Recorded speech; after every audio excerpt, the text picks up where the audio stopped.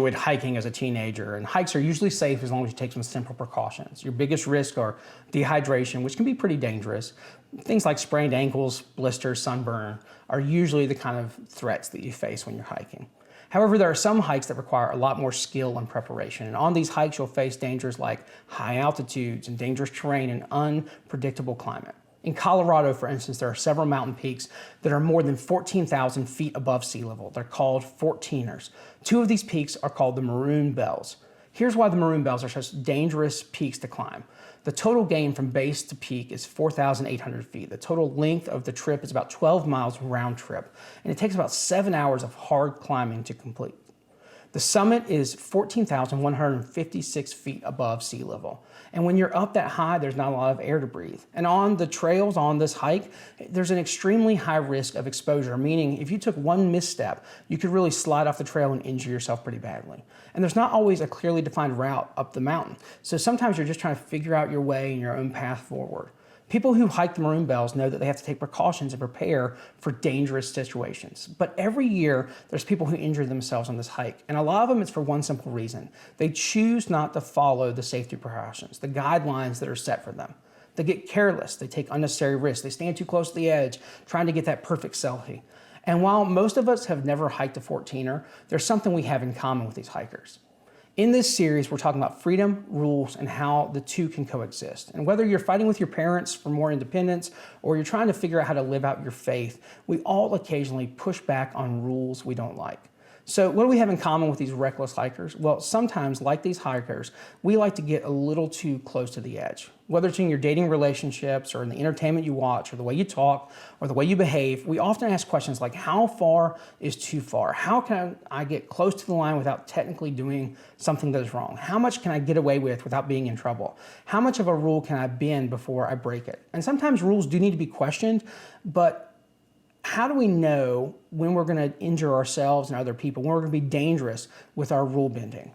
Last week, we began looking at James, and James was the brother of Jesus and a leader in the early church in Jerusalem. And here's a fun fact we didn't talk about James last week. He had a nickname. He was called James the Just. And he earned this nickname, James the Just, because he was known for doing what was good and wise and God-honoring, even when it was difficult and unpopular and inconvenient. James was pretty well qualified to give advice on what to do in situations where we don't want to cross the line, but we're tempted to get as close to the line as possible. James wrote a letter to help followers of Jesus figure out how to live by God's law. And James wasn't necessarily talking about the hundreds of religious laws from the Hebrew Bible, the Old Testament. The law that James wanted people to obey was the law that Jesus gave, to love God and love others as we love ourselves. And according to Jesus, if we follow the law of love, that's the rule that matters the most. Even though this law sounds simple, it's not always easy as a Jesus follower to know how to love God and to love others well. So this is what James says in James chapter 1, verses 5 through 8.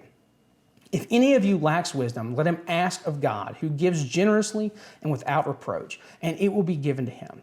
But he must ask in faith without any doubting. For the one who doubts is like the surf of the sea, driven and tossed by the wind. For that person ought not to expect that he will receive anything from the Lord, being a double-minded man, unstable in all his ways. Well, what is wisdom? Wisdom is the ability to discern between what is right and wrong and everything in between. And in many situations, there isn't a clear right and wrong. Instead, we're choosing between what's good and what's best, or what's fun and what's risky. And why do we need wisdom? Well, without wisdom, it's difficult to see the danger we could bring on ourselves and others. How do we get wisdom? According to James, it's pretty simple. We ask God. So when we ask God to give us wisdom, the answer to our prayers might come through other people. You might find the wisdom in a conversation with a mentor or a friend or a teacher or a parent or a trusted adult. It might even come through reading a book or watching a movie or hearing a song or a speech by someone else that you've never even met. Maybe God will answer your prayer for wisdom through your experiences. No one likes to experience failure or difficulty, but God can redeem these situations and teach us a lot about life through them. Maybe God will answer your prayer for wisdom through history. There's a lot of people who've gone before us and passed down important ideas and practices and guidelines that they've learned throughout life, and we can learn from previous generations. God may also answer your prayer for wisdom from the Bible. I want to look at another passage. It's from Proverbs chapter 27, verse 12. And this is a wisdom literature that James probably would have been familiar with. And it says, "A prudent person foresees danger and takes precautions. The simpleton goes blindly on and suffers the consequences." According to this Proverbs, a wise person can see the danger approaching before it's too late. In other words, a wise person will be able to predict how a situation will go before it goes wrong. He will see a toxic relationship developing before they can get hurt. She will identify bad influences before they are negatively impacted by them. They'll see how their actions can cause regret before they even take them. But a foolish person flirts with danger. They never see the warning signs. They end up hurting themselves and others. They carry regret for years. They damage their relationships, and they lose out on opportunity. A wise person avoids too much danger by taking precautions. And even though you can find yourself in dangerous situations, they have safety nets around them. A wise person doesn't ask, how close can I get to the danger? They ask, how far can I get away from it? Like the hikers we talked about earlier, wisdom means maintaining healthy boundaries. We don't want to be caged in by rules, but we want to be kept safe by precautions that help us, by guidelines that bring us closer to God and closer to other people. Remember, the right rules really can set you free. So instead of playing with danger, wise people respect and keep healthy boundaries. So how do we place boundary lines in our life? Well, we need to respect the boundaries set for us by others. You're not always wise enough to know which boundaries we need to keep us safe. So you need to trust adults who can give you safe boundaries. Parents, coaches, teachers, mentors can all help you avoid dangers by setting up guardrails for you. And it can be frustrating to respect boundaries that we didn't create, but even when we don't like them, boundaries can keep us from pain and regret. We also need to learn to set up our own boundaries. So you need to ask questions like, what areas of my life do I need more boundaries?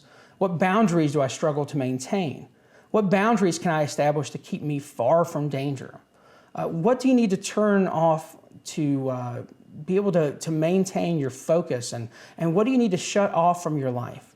When do you need to turn off your phone and your technology?